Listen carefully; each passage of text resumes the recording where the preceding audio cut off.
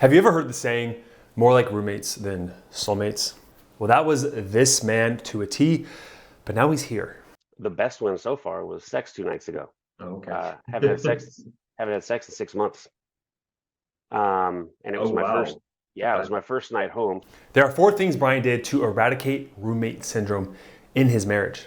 And let me tell you, the third one alone is worth sticking around for. It allows you to be completely unaffected and unfazed when your wife pulls back, helping you to know exactly what to say word for word to pull her in with your just unshakable confidence. Now, Brian's story proves the obvious notion that not all relationships are really equal. Now, despite the fact that most men I work with to save their marriages get hit with the roommate syndrome and the wife eventually wants out, it was Brian himself who actually had enough. We weren't being intimate anymore. We didn't have any disdain for each other, but we were not intimate. We were just roommates. We were literally roommates with a 3 and 1 year old, or 3 and 5 year old, excuse me. And so when we made the move, came down here closer to her family, I thought things would improve, and it did not. And several months into it, so we've been here just over a year now, several months into it, I was like, okay, so either I'm leaving because I'm not liking what's going on, or we need to fix this. But listen, whether your wife said she's leaving you or you're taking proactive action like Brian did, the root issue is the same. You are not the same man she fell in love with. This is a tough pill to swallow, I know, especially because you're smart, hardworking, and likely a great husband, and even a great father. You're just a great guy, I know that. But you got comfortable over the last years and lost that just masculine edge that she wanted. And it leads to the roommate syndrome I'm talking about. It's a trap couples often fall into. Brian recognized this, and it made him uncomfortable in a good way. Like a spark that ignited the passion of fire inside of his heart, which is fitting given that Brian is a fire chief. Yeah. I felt like my kids were watching me not be a man. I knew I was falling out of sorts. I knew I wasn't the badass dude that I was when I married her. And I'm like, my kids are watching me. I'm getting resentful. My shoulders are lower. I'm not working out. My belly's bigger. I'm defeated. This is not happening. I'm not doing this. My kids are not going to see this as an example. This is not going to happen. And that's where I was getting wrapped up in, if she doesn't, come around, I'm not going to stand here and just be treated like this and then have, this poor example for the kids to see. But here's what Brian had to learn the hard way.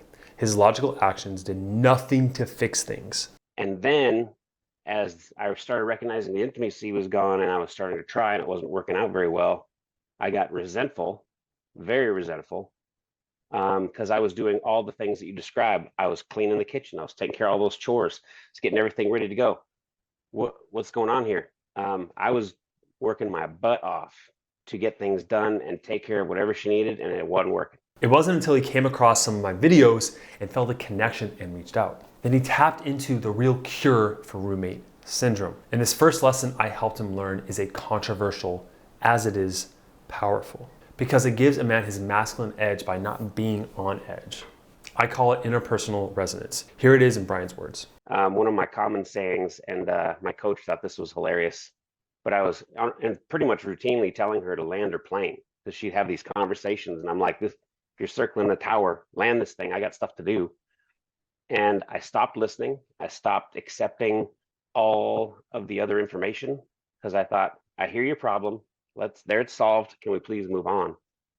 I was probably the worst right there. As funny of a saying as that is, let's land that plane. Stop circling the tower and land it. I mean, it does make me laugh, but it perfectly conveys to your wife, I don't have time for you right now.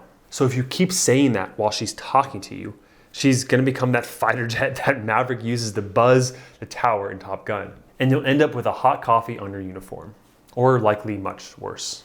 Reacting this way is the complete opposite of what Brian had to do to get his wife to feel close to him, to trust him on a subconscious level. He applied something called interpersonal resonance, and here's what it looks like. So slowing down, being patient, realizing she needs to be heard, validating that, hearing her, which has changed in things drastically lately, allows for discovery of what's really going on, which is not necessarily what she's talking about. So it's been fantastic. Brian's previous expression of landing the plane is actually a great visual for this concept. Imagine his initial approach of shutting down the conversation with his wife. Let's land the plane. It's like the reality of air traffic control. Those people in the tower who manage the efficient and quick landing of planes. It's kind of like a one-sided approach, where the primary goal is to manage and really wrap up interactions as fast as possible. But when you shift to interpersonal resonance, the role transforms into that of a co-pilot, where there's an emphasis on partnership, shared understanding, and mutual navigation. Unlike the controlling nature of air traffic control, co-piloting is about working together harmoniously, listening actively, and supporting each other through the journey. It involves patience, validation, and a desire to truly understand her perspective. I just like being more patient. I feel like I'm less wrapped around the whole, I've got to go do these things. I'm no longer wrapped around that to try to impress her. I want to sit and hear what she has to say. I want this information. Share it with me. And while interpersonal resonance deals with change happening within, the second lesson takes a physical approach. It is ergonomic empowerment. Here's how Brian describes it. But the man frame has changed things. My kids look at me a little differently because I stand taller, and I walk a little bit more confidently. I make eye contact a lot more, rather than just kind of like trying to multitask or do something else. I'll stop, be present in a conversation. I'll look people in the eye. So here's where it's at. I shake hands firmly. I'm not frowning. I'm not sulking. The body language is open. It's inviting. It's confident, right? And it's weird. The kids do notice it. The kids are more on top of it. And it has changed with her. She's recognized it clearly. So I just keep doing it. You are transforming perception through body alignment while building a radiant confidence. There are simple changes you make physically in your posture and gestures that everyone around you notices. It reminds me of the Academy Award-winning movie, The King's Speech, where the Duke of York, played by Colin Firth, he works with a speech therapist, Geoffrey Rush, to overcome his stutter so he can gain confidence in public speaking when he becomes king. Feel the looseness of the jaw. Good, little bounces. Shoulders loose. Good. Now loose.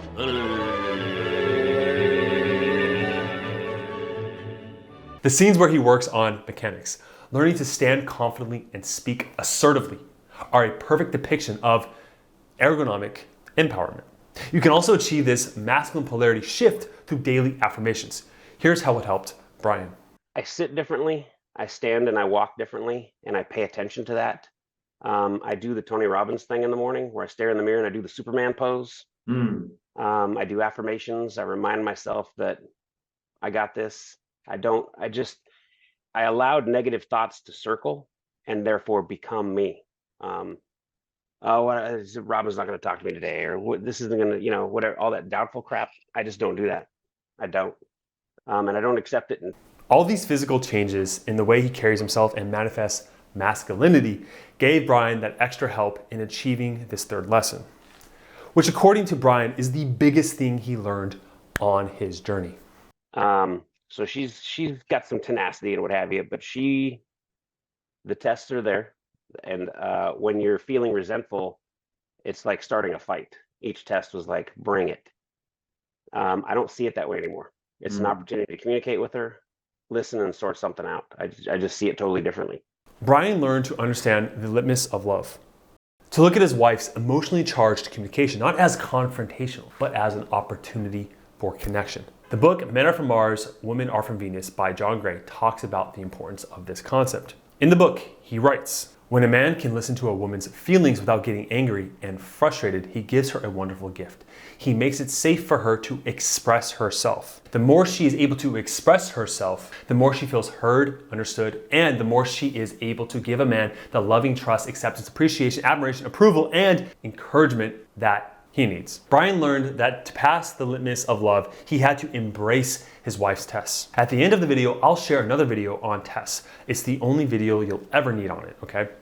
And it'll be a game changer for you, so just stick around for that. But once Brian shifted this perspective to a positive light, he could become unreactive to her tests. It had a tremendous impact on their marriage. We've been doing really good communications on the phone. I'm back to being myself. I'm a little bit more forward. I'm less reserved. I'm the more real me, even if it's emotional. I tell her what's up. And she was very receptive when I came home. She's been very touchy. She's been intimate. She's been near me, reaching for my hand. There's a drastic change. Before I went to work 2 weeks ago, that was not happening. Yeah. We were working on things, but that was not happening.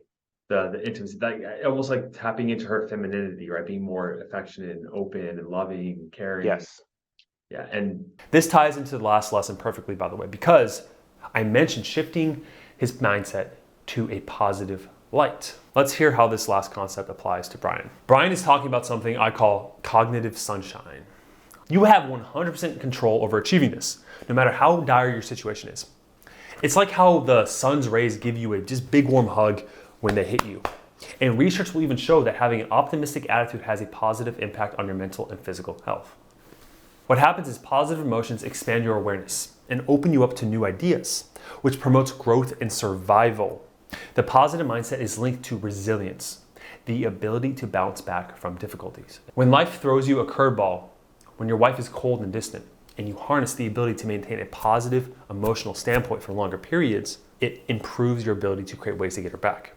And what's also great is positive emotions equate to better health outcomes overall, such as lower blood pressure, reduced risk for heart disease, healthier weight, better blood pressure levels, and longer life overall. And if that's not sunny enough, brain imaging studies show that positive emotions activate reward pathways in the brain, leading to feelings of well-being and potentially healthful changes in the body. So techniques like meditation, cognitive therapy, self-reflection can help develop the skills you need to foster a positive, healthy mindset.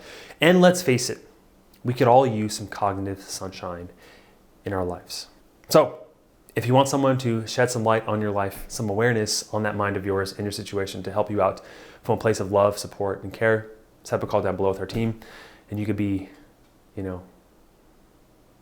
on your path. Okay. There's that test video. Cheers.